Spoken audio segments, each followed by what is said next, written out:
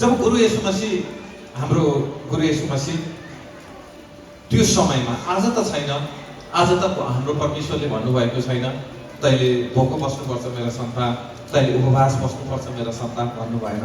त खुसी हुनुपर्छ मेरा सन्तान, तैँले गलत कुराको अब उपवास बस्नेछस्, तैँले अहङ्कारको उपवास बस्नेछस्, तँभित्रको घमण्डको उपवास बस्नेछस्, तँभित्र भएको खराब तत्त्वहरूको उपवास बस्नेछस्, त भोकै बस्ने छैनस् मेरो सन्तान। आज त हामीलाई जब रोमी 10 को अंगीकार गर्यो तब परमेश्वरले हामीलाई त्यो भन्नुभएको छ। हिजोको दिनमा हाम्रो गुरु येशू मसीह 40 दिन 40 रातसम्म उपवास बसिसकेपछि निकै नै भोकाउनु भएको थियो। तर त्यतिखेर शैतानले चाल खेलेको थियो, यसलाई फसाउन सकिन्छ कि, यसलाई लडाउन सकिन्छ कि, यसलाई मेरो राज्यमा खसालेर तल्लो पिँधमा पारेर राख्न सकिन्छ कि भनेर शैतानले बुझेको थियो चाल। येशू मसीहको चाललाई के बुझेको थियो भन्दाखेरि 40 दिन अनि 40 रात भोकै बसेको छ, यसलाई अहिले सबैभन्दा ठुलो के छ त भन्दाखेरि यसलाई मैले रोटी दिन सकेँ भने, रोटीमा मसला खुसुक्क पार्न सकेँ भने यसले मन कमजोर गर्छ अनि मन बिराउँछ र मेरो राज्यको हकदार हुनेछ भनेर शैतानले के गरेको थियो भन्दाखेरि साँच्चै उहाँ 40 दिन र 40 रातसम्म उपवास बसिसकेपछि भोकाउनु भयो। तब परीक्षा गर्नेले उहाँ कहाँ आएर भन्यो तपाईँ परमेश्वरको पुत्र हुनुहुन्छ भने। आज धेरै मानिसहरूले हामीलाई भन्नुहुन्छ कि परमेश्वर नै येशू मसीह हुनुहुन्छ भन्नुहुन्छ। यहाँ प्रश्न के भनिदिएको छ भन्दाखेरि बरु दियाबलसले अनि शैतानले आत्माले पनि जाने तपाईँ परमेश्वरको पुत्र हुनुहुन्छ र अझै पनि हुनुहुन्छ भने पनि भनिसकेको छ र पनि अझै पनि संसारमा मानिसहरूले येशू मसीह नै परमेश्वर हो भनिरहनु भएको छ। हामी त्यो भन्दैनौँ। हाम्रो येशू मसीह गुरु र हाम्रो पिता परमेश्वर हुनुहुन्छ। हामी यो कुरा प्रष्ट हुन जरुरी छ हैन। त्यसैले भनेको छ कि तब परीक्षा गर्नेले उहाँ कहाँ आएर भन्यो। कसले परीक्षा गर्यो? दुष्टवाला शैतानीको आत्माले। परमेश्वरले कहिले परीक्षा लिनु भएन। परमेश्वरले कहिले परीक्षामा पार्नुहुन्न। परमेश्वरले कहिले अप्ठ्यारोमा पार्नुहुन्न। परमेश्वरले तपाईलाई कहिले दुःख दिनुहुन्न। परमेश्वरले तपाईँ रोएको हेर्न चाहनुहुन्न। परमेश्वर तपाईँ अहङ्कारले फुलेको देख्न चाहनुहुन्न। परमेश्वर तपाईँ रुँदै र कराउँदै चिच्याउँदैको देख्न चाहनुहुन्न। परमेश्वरले के गर्न चाहनुहुन्छ? तपाईँ खुसी भएको, तपाईँ नाचेको, तपाईँ हाँसेको, तपाईँ बाँचेको। त्यसैले सर्वशक्तिमान परमेश्वर परमेश्वर भन्नुहुन्छ मेरा सन्तान तिमीहरू आज मनोरञ्जनमा छैनौ, तिमीहरू आज उत्सवमा छौ। थाहा छ मनोरञ्जन र उत्सव भनेको फरक बाटो हुने यिनीहरू। जब मनोरञ्जन भनेको हामी पैसा तिर्छौँ, टिकट लिन्छौँ अनि हाने हाने हाने फाइट पऱ्यो वाह कति राम्रो गीत भन्छौँ। मनभरि पीडा भए पनि एकछिन टिकट काटेर त्यो पैसाको अब यति दिन त बस्नै पर्यो भन्छौँ। त्यो पैसाको लागि भने बस्नै पर्यो भन्छौँ। त्यो मनोरञ्जन मनभरि पीडा भए पनि त्यो मनोरञ्जन लिएर फलानु यसरी नाच्यो है, फलानु यसरी हाँस्यो है, फलानु यस्तो भनेर मनोरञ्जन लिएर आउँछौँ। तर परमेश्वरले मनोरञ्जन बनाउनु भएन, उत्सवमा ल्याउनु भएको छ। आज हामी आफै नाचेका छौँ, आफै गाएका छौँ, आफै बोलेका छौँ। यो स्टेज तपाईँ सम्पूर्णको लागि अभाइलेबल छ। तपाईँ सबैको लागि यो स्टेज आउन खुल्ला छ। तपाईँ उत्सव मनाउन सक्नुहुन्छ। तपाईँ आफै नाच्नु भएको छ, तपाईँ आफै गाउनु भएको छ। हेर्नु त हरेकले आएर उत्सव मनाइरहनु भएको छ। त्यसैले भन्नुहुन्छ मैले तिमीलाई मनोरञ्जनको साधन बनाइन मेरा सन्तान, मैले त तिमीलाई उत्सव मनाउनको निमित्त यो ठाउँमा बोलाएको छु। र उत्सव मनाऊ मेरा सन्तान, उत्सव मनाऊ मेरा सन्तान, किनकि मैले उत्सवको लागि, उत्सव मनाउनको लागि मेरा सन्तानहरूलाई चुनेको हो नि मेरा सन्तान। त्यसैले सर्वशक्तिमान परमपिता परमेश्वर तिमीहरू मनोरञ्जनको लागि आएका होइनौ, तिमी उत्सव मनाउनको लागि यो ठाउँमा आएका हो। हाम्रो सर्वशक्तिमान परमपिता परमेश्वरलाई म मसीहमा करोड धन्यवाद दिन चाहन्छु। जब 40 दिन अनि 40 रात भोकै बसेर आइसकेपछि जसले परीक्षा गरेको थियो त्यो शैतानको आत्मा अगाडि बढेर के भन्छ भने यदि तपाईँ परमेश्वरको सन्तान पुत्र हुनुहुन्छ भने यी ढुङ्गाहरू रोटी हुन् भनिदिनुहोस् न, भइहाल्छ नि। आज तपाईँलाई टोलमा, तपाईँलाई गाउँमा, तपाईँको ठाउँमा, तपाईँको आफ्ना, तपाईँको इष्टमित्रले तपाईँको परमेश्वरको सन्तान भनेर किन मर्या त नि? अनि तिमीलाई चाहिँ ठेस किन लाग्यो त नि? अनि तिमीलाई चाहिँ किन रुन पर्या त नि?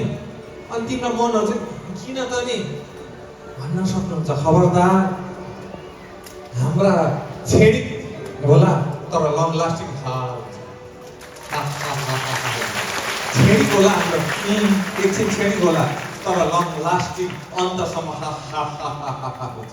हाम्रो परमेश्वरमा त्यो शक्ति, त्यो सामर्थ्य छ। किनकि नडराउ मेरो सन्तान, परीक्षा पर्नलाई दोस्रोवाला तिम्रो नजिक आउन सक्छ।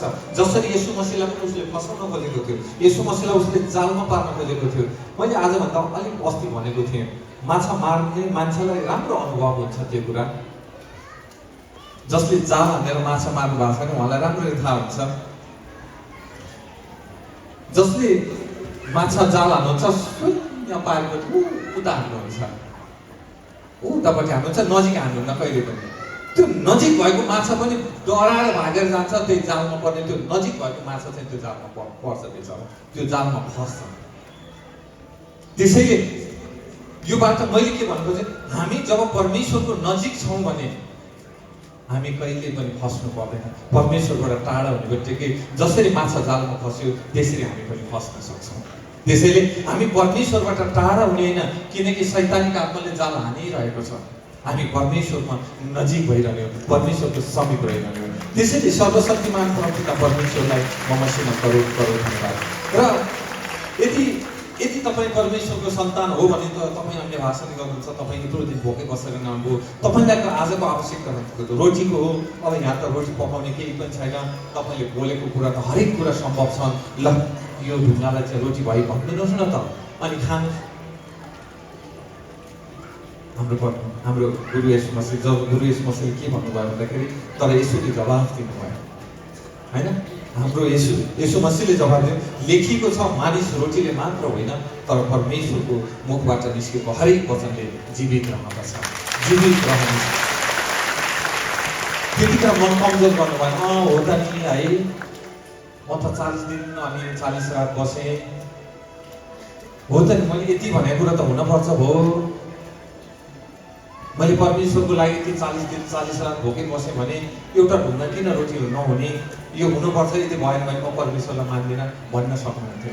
तर भन्नुभयो, के भन्नुभयो, मानिस रोटीले मात्र जीवित रहने छैन, मानिस परमेश्वरको मुखबाट निक्लेको वचन, मुखबाट निक्लेको जीवित वचनले पनि मानिस जिउँदो रहन सक्छ।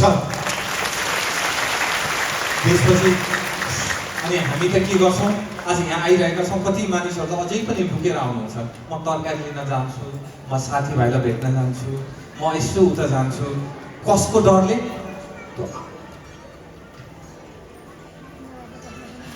त्यो कसको डरले? आफ्नो इष्ट, आफ्नो मित्र, आफ्नो समाज, आफ्नो आमा, आफ्नो बुवा, मेरो धर्म, मेरो जात, मेरो समुदाय, यति घेरामा बस्छौँ हामी।